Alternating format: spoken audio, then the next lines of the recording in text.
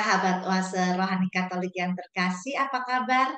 Semoga semua dalam keadaan sehat, bahagia, dan damai sejahtera dalam naungan kasih Tuhan kita Yesus Kristus. Dari Sabang sampai Merauke, dari Miangas sampai Pulau Rote, walau pandemik sudah mulai reda, salam sehat untuk semua saudara. Senang sekali saya Margaret Indriana dapat kembali menemani sahabat dalam acara kita Oase Rohani Katolik. Hari ini hari biasa pekan ke-32. Tuhan menciptakan manusia untuk keabadian dan menjadikannya seturut citranya sendiri. Hadir bersama saya Romo Diosesan Hieronimus Sridanto Aribowo Nata Antaka, akrab disapa Romo Danto. Selamat datang Romo Danto, apa kabar? Selamat bertemu Ibu Margaret, kabarnya luar biasa dan saya mau menyapa para pendengar Oase Rohani Katolik. Apa kabar teman-teman semua? Semoga senantiasa sehat dan Tuhan memberkati. Amin. Terima kasih Romo sudah meluangkan waktu untuk berbagi bersama Margaret dan juga sahabat Oase Rohani Katolik. Baiklah sahabat, kita akan memulai acara Oase Rohani Katolik ini dengan doa pembuka yang akan dipimpin oleh Romo Danto. Sahabat Oase Rohani Katolik, mari kita satukan hati dan budi kita sebelum kita memulai dengan permenungan kita hari ini. Dalam nama Bapa dan Putra dan Roh Kudus. Amin. Amin. Allah Bapa yang penuh kasih, kami bersyukur kepadamu. Engkau senantiasa menambah usia kami dengan kehidupan yang semakin hari semakin menampakkan kasih-Mu. Allah Bapa yang penuh kasih, kami ingin mendengar sabda-Mu. Berkatilah kami sekalian agar dapat membuka mata hati dan budi kami, sehingga firman-Mu bukan hanya dapat kami resapkan dalam hati, bukan hanya dapat kami hayati dalam pikiran, namun juga dapat kami lakukan dalam tindakan sehari-hari.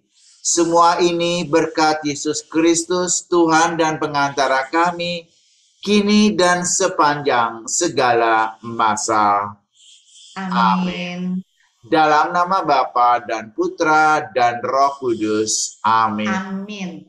Sahabat Oase Rohani Katolik yang terkasih, pada kesempatan ini saya akan membacakan bacaan dari surat Rasul Paulus kepada Titus bab 2 ayat 1 sampai 8 dilanjutkan ayat 11 sampai 14. Saudaraku terkasih, beritakanlah apa yang sesuai dengan ajaran yang sehat. Para lanjut usia hendaklah hidup sederhana, terhormat, bijaksana, sehat dalam iman, kasih, dan ketekunan. Demikian pula para wanita tua, hendaklah mereka hidup sebagai orang-orang beribadah. Jangan memfitnah, jangan menjadi hamba anggur, tetapi cakap mengajarkan hal-hal yang baik, dan dengan demikian mendidik wanita-wanita muda mengasihi suami dan anak-anaknya, hidup bijaksana dan suci, rajin mengatur rumah tangganya, baik hati dan taat kepada suami, agar sabda Allah jangan dihujat orang. Demikian pula terhadap orang-orang muda, nasihatilah mereka supaya menguasai diri dalam segala hal, dan jadikanlah dirimu sendiri suatu teladan dalam berbuat baik. Hendaklah engkau jujur dan bersungguh-sungguh dalam pengajaranmu, sehat dan tidak bercela dalam pemberitahuanmu, sehingga lawan menjadi malu, karena tidak ada hal-hal buruk yang dapat mereka sebarkan tentang kita. Sebab sudah nyatalah kasih karunia Allah yang menyelamatkan semua manusia. Kasih karunia itu mendidik kita agar meninggalkan kefasikan dan keinginan-keinginan duniawi, dan agar kita hidup bijaksana, adil, dan beribadah di dunia sekarang ini, sambil menantikan penggenapan pengharapan kita yang penuh bahagia dan pernyataan kemuliaan Allah yang maha besar dan penyelamat kita, Yesus Kristus.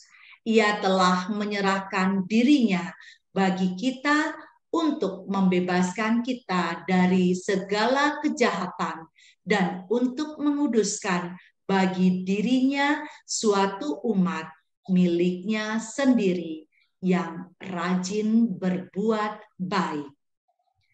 Demikianlah sabda Tuhan. Syukur kepada Allah. Sahabat Oase Rohani Katolik yang terkasih, marilah kita tanggapi bacaan pertama dengan Mazmur tanggapan. Orang-orang benar akan diselamatkan oleh Tuhan. Orang-orang benar akan diselamatkan oleh Tuhan. Percayalah kepada Tuhan dan lakukanlah yang baik. Diamlah di negeri dan berlakulah setia. Bergembiralah karena Tuhan, maka Ia akan memenuhi keinginan hatimu. Orang-orang benar akan diselamatkan oleh Tuhan.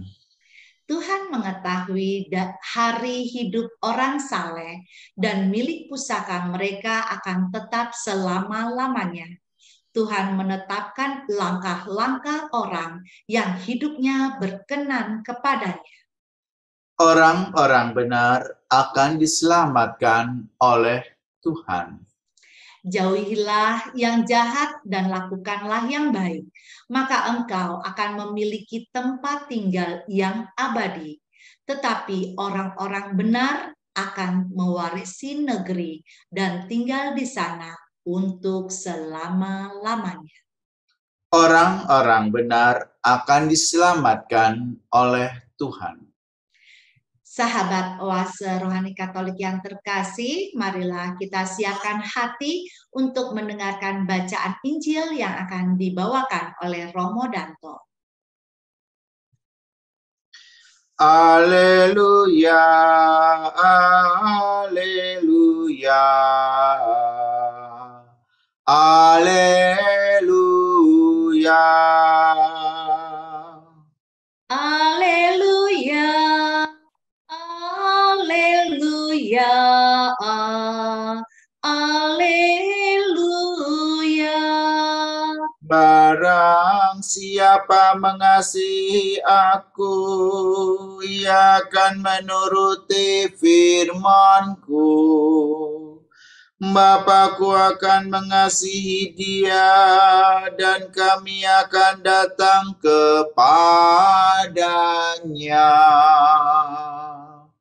Haleluya, haleluya, haleluya. Tuhan bersamamu. Dan bersama rohmu. Inilah Injil suci menurut Santo Lukas. Dimuliakanlah Tuhan.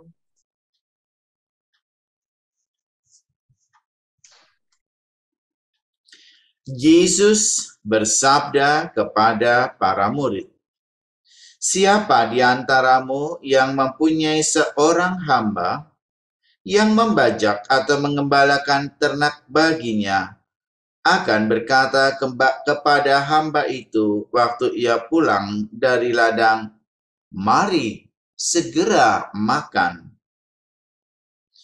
Bukankah sebaliknya ia akan berkata kepada hamba itu, 'Sediakanlah makananku, ikatlah pinggangmu, dan layanilah aku sampai aku selesai makan dan minum.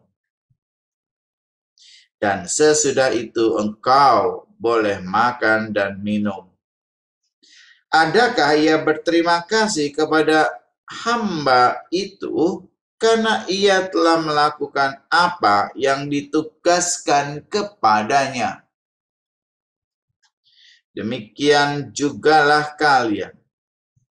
apabila kalian telah melakukan segala sesuatu yang ditugaskan kepadamu, hendaklah kalian berkata, kami ini hamba-hamba tidak berguna. Kami hanya melakukan apa yang harus kami lakukan.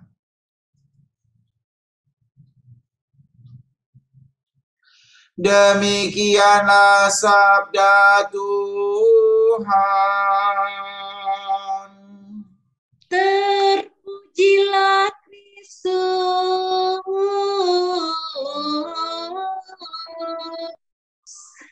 Sahabat Oase Rohani Katolik yang terkasih, marilah kita mendengarkan renungan yang akan dibawakan oleh Romo Danto. Romo Danto dari bacaan pertama dari surat Rasul Paulus kepada Titus, hal apa, inspirasi apa yang ingin Romo sampaikan untuk Margaret dan juga sahabat Oase Rohani Katolik? Terima kasih Ibu Margaret dan sahabat Oase Rohani Katolik. Bacaan pertama adalah bacaan dari surat Rasul Paulus kepada Titus. Kita tahu Titus adalah sahabat Paulus, sahabat dalam pewartaan, dan juga sahabat dalam perjalanan di beberapa tempat. Titus juga mempunyai komunitas Kristiani. Komunitas hidup Kristiani di sana tentu beragam. Ada yang menjalankan hidup Kristiani sebagai orang beriman yang baik, dan tentu saja ada juga yang kurang baik. Karena itu, Titus kerap kali bertukar pengalaman iman dengan Paulus. Dan Paulus dalam surat-suratnya mencoba meneguhkan Titus di dalam pewartaannya. Kali ini, Paulus menasihati Titus agar Titus tetap mengajarkan sikap hidup bagi yang lanjut usia, wanita tua, dan orang muda. Sikap hidup yang seperti apa? Tentu saja sikap hidup yang bisa menjadi teladan bagi mereka. Teladan bagi anak-anak, bagi orang muda, bagi semua orang yang ada pada jemaat Titus. Lalu dasarnya apa? Dasarnya jelas. Paulus mengajarkan tentang kasih karunia Allah. Sebab sudah nyatalah kasih karunia Allah yang menyelamatkan semua manusia. Mereka akan selamat karena kasih karunia Allah. Karena itu hiduplah seturut kehendak Allah.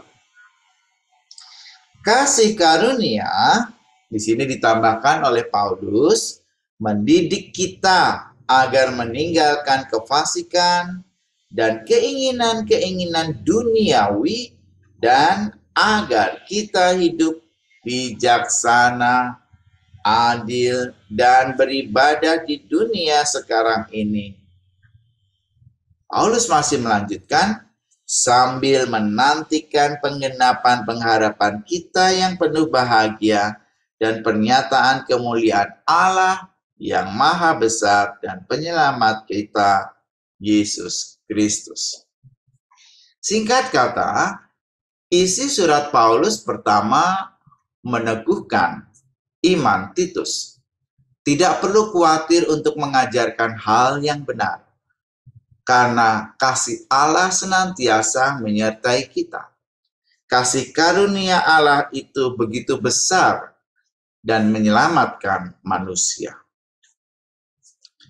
Yang kedua, Paulus juga menginginkan agar Titus tetap mengajarkan yang baik kepada para lansia, wanita tua, orang muda, anak-anak semuanya, supaya tetap memberikan perilaku sebagai seorang beriman, seorang Kristiani.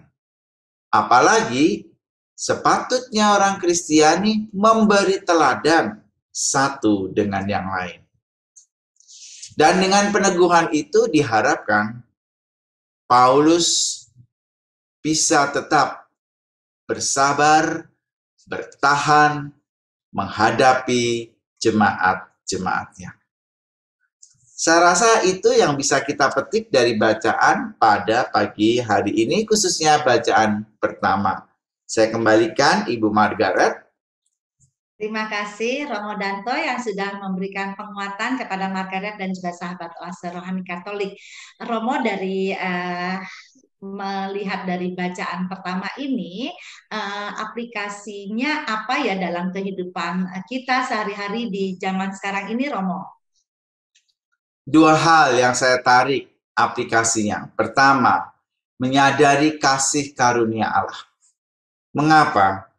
Karena dasar dari semua iman kita adalah kasih karunia. The mercy of God. Belas kasih Allah.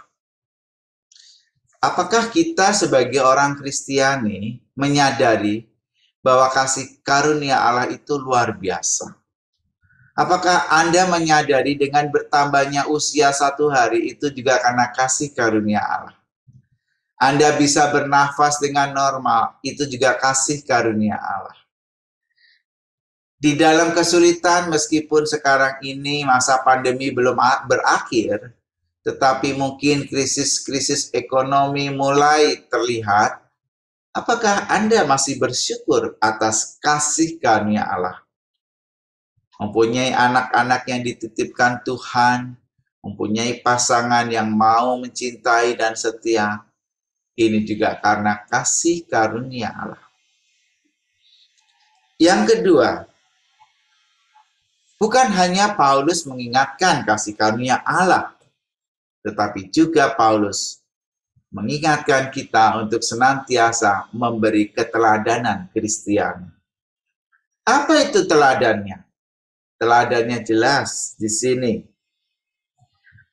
Hendaklah hidup sederhana, terhormat, bijaksana, sehat dalam iman, kasih dan ketekunan.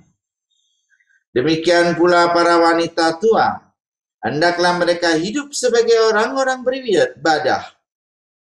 Jangan memfitnah, jangan menjadi hamba anggur, tetapi cakap mengajarkan hal-hal yang baik. Dan dengan demikian mendidik wanita-wanita muda, mengasihi sesama dan anak-anaknya, hidup bijaksana dan suci, rajin mengatur rumah tangganya, baik hati dan taat kepada suami, agar sabda Allah jangan dihujat. Demikian pula orang muda, nasihatilah orang-orang muda supaya menguasai diri dalam segala hal, dan jadikanlah dirimu sendiri suatu teladan dalam berbuat baik. Singkat kata, Paulus menginginkan semua orang dapat menjadi teladan dalam berbuat baik, secara istimewa orang-orang Kristiani. Demikian Ibu Margaret. Ya, terima kasih Romo. Ada 2 hal. Satu adalah kasih karunia Allah, bagaimana mensyukurinya. Yang kedua adalah keteladanan yang diajarkan oleh Paulus. Tidak hanya kepada Titus, tetapi juga kepada kita semua yang hidup di era sekarang ini. Dan Romo, ya, Romo, tadi mengenai ucapan syukur karena kasih karunia Allah, seringkali dalam kehidupan kita menganggap itu hal yang biasa ya Romo, bangun tidur, kita bisa bernafas, kita bisa seperti sekarang ini, kita bisa saling berbagi. Kadang-kadang kita tidak melihat bahwa, oh itu Tuhan sungguh memberikan kasih-Nya kepada kita. Sementara kita sering melupakan bahwa masih banyak orang-orang di sekitar kita yang berjuang melawan hidup di ya ICU, bahwa nafas aja mesti membayar, tidak gratis seperti yang kita nikmati sekarang ini. Nah, ungkapan-ungkapan syukur itu sering terlupakan. Mungkin Margaret juga seperti itu. Nah, tetapi paling tidak dengan penguatan dari Romo Danto, kami diingatkan kembali bahwa kami harus mensyukuri kasih karunia Allah. Sekecil apapun itu adalah suatu anugerah yang perlu kita syukuri. Dan tadi teladan yang disebutkan Rasul Paulus kepada Titus di sini sungguh luar biasa dan tidak mudah, tetapi harus kita lakukan ya Romo. Betul sekali. Bersyukur itu tidak harus pas ketika sakit, ketika dengan ventilator, dengan alat bantu oksigen baru merasakan betapa Tuhan memberikan oksigen kepadaku untuk bernafas. Betapa COVID-19 membuat aku sulit merasakan kasih karunia Tuhan karena aku sulit bernafas.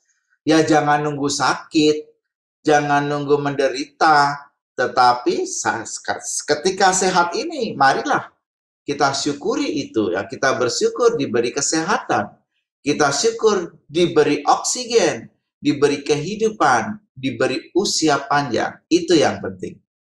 Dan tentu keteladanan juga penting ya, karena Paulus menekankan itu. Keteladanan yang seperti apa?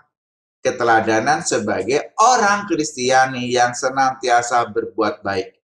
Berbuat baik itu jangan pernah disesali.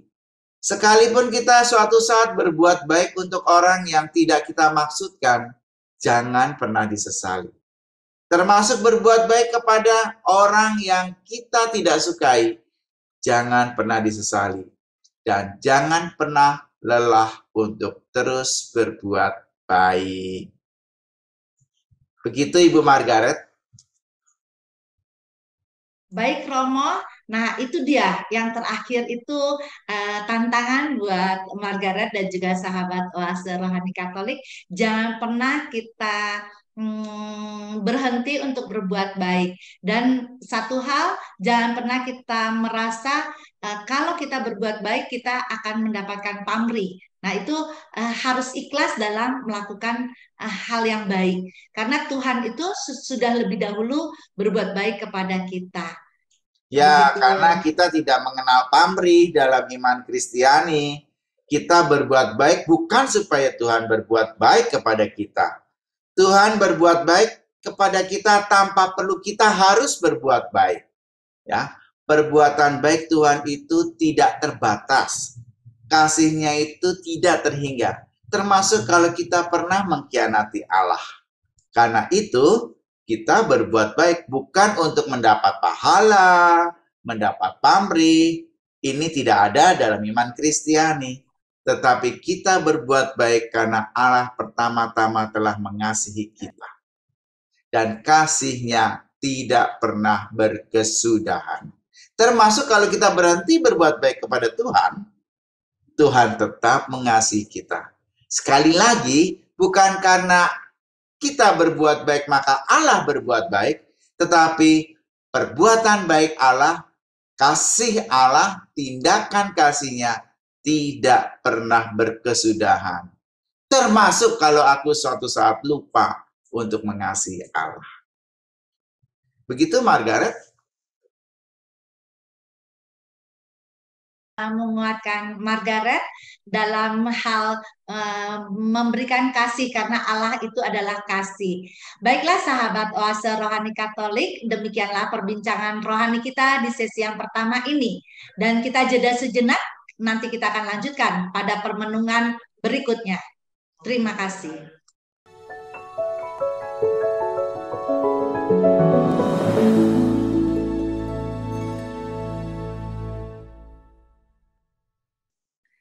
Sahabat Oase Rohani Katolik yang terkasih, masih bersama kami Romo Danto dan Margaret. Bagi Anda yang ingin menyampaikan pertanyaan, dapat mengirimkannya ke alamat email orkkaj 2021@gmail.com atau melalui HP 0881 0251 33438. Baiklah, Romo Danto, tadi kita sudah banyak membicarakan apa pesan Rasul Paulus kepada kepada Titus dan juga kepada kita semua. Lalu dalam hal bacaan Injil dari Santo Lukas, apa yang ingin Romo berikan, inspirasi apa yang Romo mau sampaikan kepada kami, Romo? Baik, terima kasih Ibu Margaret. Ya, bacaan Injilnya masih inline, masih paralel ya dengan bacaan pertama. Kalau dalam bacaan pertama tadi Paulus mengingatkan kasih karunia Allah kepada Titus, maka dalam Injil Lukas ini Yesus mengajar para muridnya untuk memiliki sikap batin sebagai seorang hamba. Mereka diminta melakukan tugas mereka dan tidak mengharapkan ucapan terima kasih. Melayani dengan tulus ikhlas. Bahkan di akhir kalimat Yesus mengatakan, apabila kalian telah melakukan segala sesuatu yang ditugaskan kepadamu, hendaklah kalian berkata, kami ini hamba-hamba tidak berguna. Kami hanya melakukan apa yang harus kami lakukan.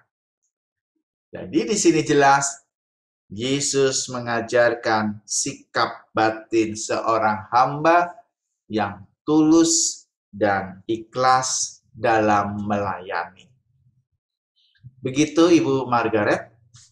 Ya, Romo, tadi dikatakan bahwa bacaan Injil inline dengan bacaan pertama tadi. Lalu secara konkret, makna apa yang bisa kita tangkap untuk kehidupan di masa yang sekarang ini, Romo? Ya, melayani dengan tulus itu sekarang ini udah suatu menjadi kemewahan. Kadang-kadang orang melayani itu hanya sebagai bungkus. Bukan isinya. Kontennya kalau kata orang milenial. Dalemannya. Tetapi bungkus. Saya melayani supaya saya dapat pamrih. Bungkusnya melayani.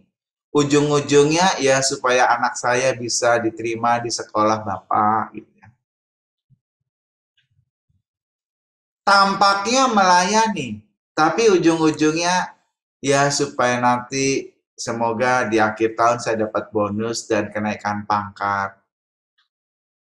Tampaknya baik dan mulutnya manis. Ujung-ujungnya ya supaya kami bisa diterima di tempat kerja yang diinginkan oleh kami sendiri dan Bapak menerima kami dengan bahagia. Itu yang terjadi. Jadi dunia sekarang ini seolah kalau kata penyanyi zaman dulu ya, dunia bagaikan panggung sandiwara. Ya. Panggungnya adalah kepura-puraan. Sandiwaranya adalah drama pelayanan. Tapi isinya adalah betul-betul bukan kehidupan nyata. Dunia ini panggung sandiwara, ya kan? Ya, kita ini seperti orang yang sedang nonton telenovela, atau kalau sekarang anak-anak sekarang dan ibu-ibu sekarang kan senang sekali nonton drakor ya. Di dalam drakor itu juga banyak sekali kan intrik-intrik di mana tokoh utamanya berbuat baik kepada pasangannya, kepada orang tuanya. Ujung-ujungnya supaya apa? Supaya dia bisa diterima. Jadi kita tuh memberi tidak dengan tulus. Kita itu memberi dengan pamrih. Itu yang juga terjadi dalam pelayanan kita.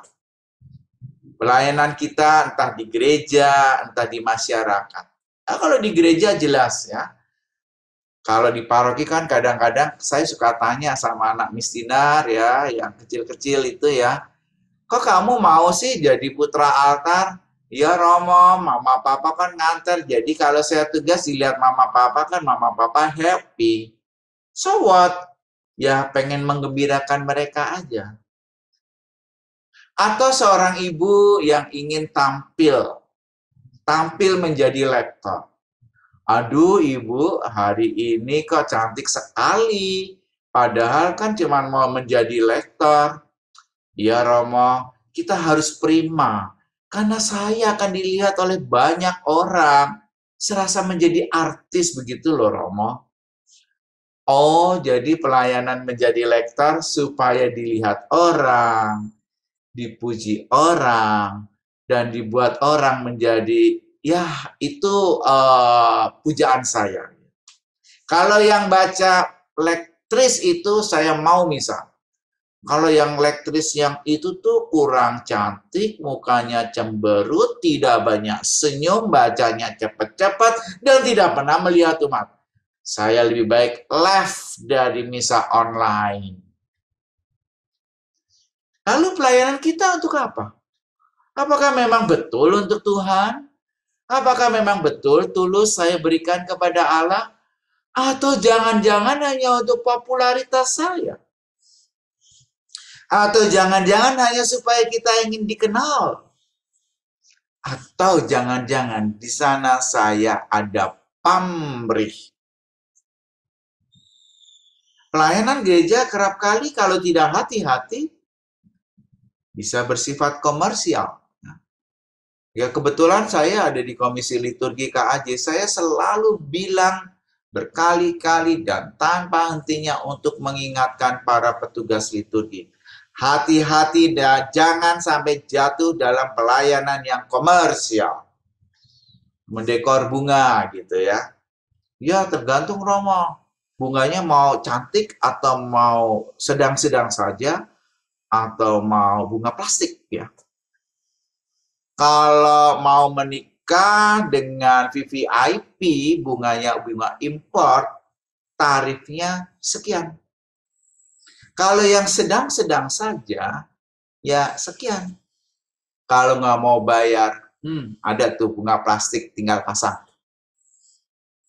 Bahaya ini, ya. Atau mungkin bukan hanya dekorasi altar, kor.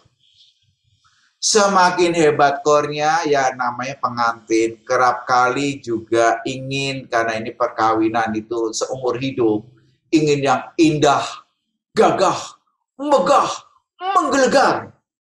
Lalu dipilihlah kor yang paling baik. Tapi ingat, kornya kerap kali pasang tarif. Kalau mau pakai kor kami, dengan lagu-lagu seperti ini, tingkat kesulitannya tinggi, ada 16 orang, harganya dan tarifnya sekian. Bayangkan, semuanya bisa dikomersialisasikan. Pantas kalau tugas perkawinan dan tugas paroki, biasanya kor-kor seperti ini lebih memilih ke tugas perkawinan. Mau apa? Paroki tidak ada duit. Sementara itu, sama tadi di Mistina. Saya amati kok banyak sekali ya sekarang anak-anak yang tugas Mistina jauh lebih rajin daripada yang tugas di paroki. Karena kerap kali pengantin menyisipkan amplop untuk para petugas itu. Tugas gereja nggak dapat apa-apa. Dan itu ada di semua lini termasuk prodiakon. Ya, ini tentu saja konteksnya di KAJ ya. Di KAJ ada prodiakon, ada prodiakones. Saya mau melayani membagi komuni untuk oma muda itu loh. Sudah cantik, suka menyiapkan makanan kecil untuk prodiakon. Dan pulangnya kadang-kadang ada angpaunya loh. Tapi oma yang tua di sebelah sana agak jauh, banyak maunya, cerewet. Saya, aduh, amit-amit jabang bayi deh. Kalau sempat aja melayaninya. Ibu bapak, saudara sekalian, hati-hati. Jangan sampai komersialisasi masuk di dalam gereja paroki. Karena kalau itu yang terjadi, kita tidak lagi bisa berkata seperti apa yang dikatakan Yesus.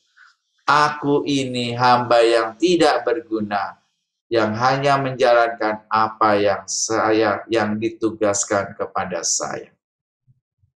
Tapi aku ini hamba yang elit, yang punya tarif untuk setiap pelayanan yang paling hebat. Kalau you mau pakai saya, ingat tarifnya di sini. Ibu bapak, saudara sekalian, tentu tidak semua paroki seperti itu. Tapi ada juga paroki yang seperti itu. Maka para pelayan liturginya harus sadar. Dan saya rasa bukan hanya di liturgi ya, di semua pelayanan pastoral gereja. Entah itu katekis, entah itu pengurus lingkungan, atau pengurus komunitas basis, atau pengurus kategorial. Ya, kadang-kadang yang ada di belakang pelayanan saya bukan pelayanan yang tulus. Tapi kalau bahasa di paroki saya, namanya cuan. Ya, ada pelayanan, ada cuan. Nggak ada cuan, no pelayanan. Ya. Ibu bapak, semoga kita amit-amit ya bang bayi setan jalanan dijauhkan dari hal-hal seperti itu. Ya, aku ini hamba yang tidak berguna, yang menjalankan tugas yang diberikan kepada saya. Yang kedua, mungkin bukan hanya sekedar komersialisasi, tetapi pelayanan juga adalah suatu ungkapan ekspresi iman. Ketika saya mengungkapkan iman dengan doa saya, belum sempurna jika tidak ada wujudnya. Dan perwujudannya adalah pelayanan yang tulus. Pelayanan yang tulus adalah pelayanan yang tidak mengharapkan pamrih. Karena pelayanan ini sungguh-sungguh saya persembahkan kepada Tuhan. Ya, kalau orang mau menghargai, ya saya terima. Saya tidak pasang tarif. Tapi kalau orang tidak memberikan, saya tidak menuntut. Itulah pelayanan yang tulus. Tulus itu artinya tidak berorientasi pada cuan, keuntungan pribadi, manfaat pribadi, tetapi lebih pada kebaikan sesama, bonum comune, dan kepada persembahan untuk Allah. Kira-kira begitu Ibu Margaret? Saya kembali. Aduh, sungguh luar biasa Romo Danto, dan tentunya dari apa yang Romo berikan inspirasi untuk kami, bahwa setiap orang yang bertugas dalam pelayanan, dalam doanya selalu minta dimurnikan agar apa yang dalam pelayanannya itu sungguh-sungguh hanya berorientasi kepada Tuhan Sang Pemilik Kasih.